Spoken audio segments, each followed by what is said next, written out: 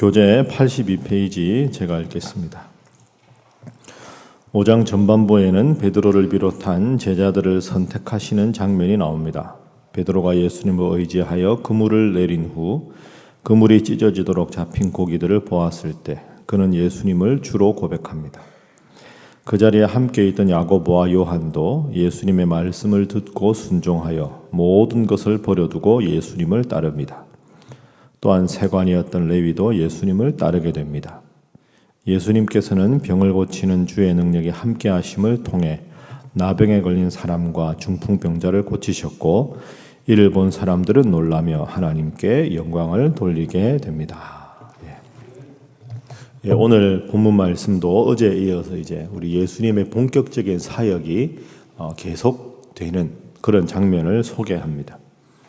크게 세 부분입니다. 1절부터 11절까지는 베드로와 그리고 제자들을 부르시는 장면, 그리고 11절, 12절부터 26절까지는 예수님의 치유 사건입니다.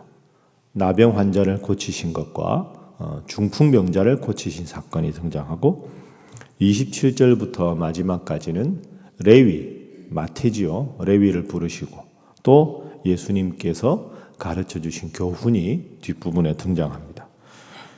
오늘 5장 말씀을 전체적으로 읽으면 아주 중요하게 우리가 꼭 기억해야 될 단어가 하나 나옵니다. 그게 겸손입니다. 겸손.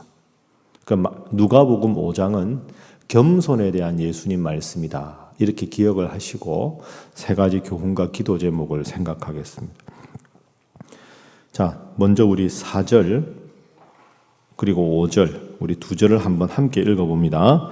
시작. 말씀을 마치시고 시몬에게 이르시되 깊은 데로 가서 그물을 내려 고기를 잡으라. 시몬이 대답하여 이르되 선생님 우리들이 밤이 새도록 수고하였으되 잡은 것이 없지만은 말씀에 의지하여 내가 그물을 내리리이다 하고. 아멘. 여러분, 이 시몬이 베드로입니다. 시몬 베드로는 갈릴리 바다에서 평생 고기잡이 하던 어부였습니다. 그런데 오늘 본문이 예수님께서 베드로를 제자로 부르시는 예수님의 초기이죠. 초기 사역지입니다. 근데 예수님께서 베드로에게 시몬에게 뭐라고 하십니까? 깊은 데로 가서 그물을 내려서 고기를 잡으라. 여러분이 베드로라면 어떻게 하셨겠습니까? 이 사람이 무슨 소리 하나? 이렇게 하는 것이 자연스러운 반응입니다. 왜냐하면 5절에 보십시오. 밤이 새도록 수고하였으되 잡은 것이 없다. 이 말은 밤새 지금 그물질을 한 겁니다. 그리고 밤새 허탕을 치고 이제 배를 정박시키고 그물을 다 씻었습니다. 몸은 피곤하고 그 다음에 고기는 못 잡았습니다. 그런데 다시 예수님께서 깊은 곳에 가서 그물을 내려서 고기를 잡으라. 여러분, 아침 무렵에는 깊은 곳에 고기가 없습니다. 그걸 누구보다 잘 아는 사람이 베드로입니다. 그리고 말을 하려면 미리 하든지 밤새 허탕쳤는데 기분이 얼마나 안 좋은데 몸은 피곤한데 그물 씻기 전에 하든지 그럼 그물 다 씻고 한 마리도 못 잡고 몸은 피곤하고 날은 새고 집에 가려고 그러는데 갑자기 예수님이 지금 수많은 기적을 행하시고 백성들의 지도자로 인정을 받았다면 저분이 이상하다. 위대한 분인가 보다. 지금 그런 상황도 아닙니다. 예수님 초기잖아요. 그러니까 보통 성질급한 사람이었으면 화를 엄청 냈을 겁니다. 너 뭘 아냐고. 내가 여기서 평생 고기 잡았는데 지금 깊은 데로 가라는 당신 말은 전혀 일고의 가치도 없다. 그리고 떠나버릴 수도 있는 상황입니다. 경력으로 보나 경험으로 보나 갈릴리 바다에 대한 지식으로 보나 베드로가 예수님 말씀을 들을 만한 상황이 아닙니다. 그런데 베드로가 참 훌륭하지요. 5절 말씀에 밤이 새도록 수고하였을 때 잡은 것이 없지만은 말씀에 의지하여 내가 그물을 내리리이다. 그러니까 첫 번째 우리가 배워야 할 점은 베드로의 겸손과 믿음입니다. 예수님의 말씀하시는 모습을 보면서 저분은 다른 분들과는 다르다 하는 걸 느꼈겠지요. 그러나 대부분 사람은 어떻게 하겠습니까? 저분이 대단해 보이지만 다른 일을 시켰으면 할지 몰라로 갈릴리 바다에서 고기 잡는 일을 시키면 그분이 아무리 대단해 보여도 내 경험과 내 생각이 먼저입니다. 왜? 내가 전문가니까. 예수님은 말씀의 전문가지 고기잡이의 전문가가 아니잖아요. 목수 아닙니까? 목수.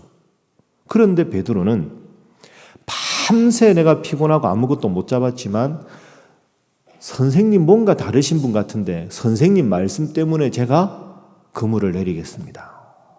겸손과 믿음을 우리가 볼 수 있습니다. 베드로가 왜 반장 제자가 되었을까요? 이런 마음 때문입니다. 이게 중요한 일이구나 생각하면 다 버리고 주님 말씀에 순종할 수 있는 순수한 믿음과 겸손의 소유자가 베드로였습니다. 자, 그렇게 하니까 결과를 보십시오. 6절 읽습니다. 시작. 그렇게 하니 고기를 잡은 것이 심히 많아 그물이 찢어지는지라. 아멘. 다른 배에 있는 동무들에게도 손짓해서 그 고기를 함께 나누어서 이제 돌아갑니다. 자, 8절이 참 훌륭합니다. 시몬 베드로가 이를 보고 예수의 무릎 아래 엎드려 이르되 주여 나를 떠나소서 나는 죄인이로소이다. 바로 무릎을 꿇고 주여 나를 떠나소서. 죄인입니다. 겸손한 모습입니다. 여러분, 조금 이게 쉽게 말하면 이게 사기꾼이거나 아니면 계산이 빠른 사람이 어떻게 했을까요? 주님 발을 잡고 떠나소서 했겠습니까? 주님 머무소서 5대5로 합시다. 6대4로 합시다. 이제 말씀만 하시면 제가 다 잡아가지고 몫을 챙겨드릴 테니 여기 있으시지요. 이렇게 할 만하지 않습니까? 그런데 선생님, 당신은 제가 오늘 뵀는데 정말 위대한 분입니다. 고기 잡는 거 지도할 만한 분이 아니고 더 큰일 하셔야 됩니다. 저는 선생님 모시기에 한없이 부족합니다. 저를 떠나십시오. 여러분, 이게 묘한 역설입니다. 나를 떠나소서라고 말했으니까 베드로가 제자가 된 겁니다. 욕심이 가득 차서 나와 함께 하십시오. 이러면 내 욕심을 자꾸 추구하기 위해 예수님이 필요했을 거 아닙니까? 그럼 예수님 제자 될 자격이 없는 거죠. 죄인입니다. 떠나십시오. 하고 겸손하게 죄인임을 고백하니 예수님께서 나를 따르라. 이렇게 된 겁니다. 그래서 오늘 처음으로 기도하실 때 하나님, 베드로의 겸손을 본받게 하시고 순수한 믿음을 본받게 하여 주옵소서. 그렇게 하셔서 평생 겸손하게 주와 더불어 동행하시는 여러분 되시기를 주님 이름으로 축복합니다. 자, 두 번째는 예수님의 겸손을 본받게 하소서 하는 기도가 필요합니다. 예수님의 겸손. 자, 이제 12절 이하에 보면 예수님께서 나병 들린 사람을 깨끗하게 하십니다. 13절 말씀에 내가 원하노니 깨끗함을 받으라 하니 나병 환자가 나았습니다. 15절 예수의 소문이 더욱 퍼짐에 수많은 무리가 말씀도 듣고 자기 병도 고침을 받고자 하여 모여 오되 예수는 물러가사 한적한 곳에서 기도하시니라. 아멘. 여러분, 16절 말씀이 참 대단한 예수님 모습입니다. 사람들이 밀려오는데 예수님 피곤하셔서 일을 안 하신 게 아닙니다. 자꾸 사람들이 몰려오지만 예수님은 항상 그럴 때마다 16절에 한적한 곳에서 기도하셨습니다. 새벽 기도를 창시한 분이 누굽니까? 예수님 아닙니까? 새벽 미명에 나가서 기도하셨다. 그래서 우리가 새벽 기도하는 겁니다. 예수님은 기도할 필요가 없는 분입니다. 나와 아버지는 하나이니라 말씀하셨는데 기도 안 해도 하나님 뜻을 아시잖아요. 그러나 예수님은 우리에게 믿음의 모범을 보여주기 위해서 늘 기도하셨습니다. 수많은 사람들이 몰려오면 인기가 더 많아지고 그러다 보면 예수님의 주가가 더 높아질 수 있지만 예수님 그렇게 안 하셨습니다. 고쳐야 될 병자가 있으면 반드시 고쳐주시고 가르쳐야 될 대상이 있으면 하나님 말씀을 가르치시고 복음 전할 많은 사람들이 있으면 복음을 전하라 말씀하시고 이 세 가지 사역 외에는 항상 한적한 곳에 가서 기도하셨습니다. 인간적인 야망과 인간적인 명성이 아니라 항상 하나님 앞에 내가 얼마나 바로 서 있는가를 끊임없이 점검하는 예수님의 겸손을 우리가 볼 수 있습니다. 처음에는 겸손하다가 보통 우리는 조금 인기가 있으면 더 우쭐해지고 조금 가진 게 많아지면 더 자기를 드러내려고 애쓰는데 예수님은 그럴 때마다 물러나셨다. 한적한 곳에 가셨다, 기도하셨다. 예수님이 예수님일 수 있는 이유가 바로 이 겸손에 있는 것입니다. 그리고 내가 가진 것을 다른 사람에게 나누는 것보다 중요한 것은 하나님 앞에 내가 더 많은 것을 받는 게 중요하지요. 내가 하나님 앞에 받은 것이 많아야 내가 사람들과 더불어 나눌 수 있는 겁니다. 사람들이 자꾸 바쁘다 보면 하나님과 나와의 관계는 등한시하고 내 속에 있는 걸 자꾸 나누려고 하다 보니까 건성건성하게 되고 그러다 보니까 실수를 하게 되는 겁니다. 여러분 16절 말씀은 스쳐 지나가기 쉬운 말씀이지만 꼭 여러분 기도하셔야 됩니다. 명심하셔야 됩니다. 물러나셨다. 한적한 곳으로 가셨다. 하나님과의 은밀한 기도의 시간을 가지셨다. 이 세 가지 꼭 기억하시고 앞으로도 일이 많고 분주하기 때문에 기도 못하는 게 아니라 바쁘기 때문에 기도 못합니다가 아니라 바쁘기 때문에 기도합니다. 여유가 없기 때문에 기도합니다. 그렇게 생각하셔서 늘 하나님과의 지속적인 만남을 갖기를 주님 이름으로 축복합니다. 자, 이제 마지막 세 번째 기도 제목입니다. 평생 죄인임을 고백하게 하소서 하는 것이 본문의 교훈입니다. 평생 죄인임을 고백하게 하소서. 자, 이제 레위, 마태를 부르시는 장면이 27절부터 나옵니다. 27절 함께 읽습니다. 시작. 그 후에 예수께서 나가사 레위라 하는 세리가 세관에 앉아 있는 것을 보시고 나를 따르라 하시니. 레위가 마태라고 말씀드렸죠? 하나님께 은혜를 입은 사람 마태입니다. 근데 레위의 직업은 세리였습니다.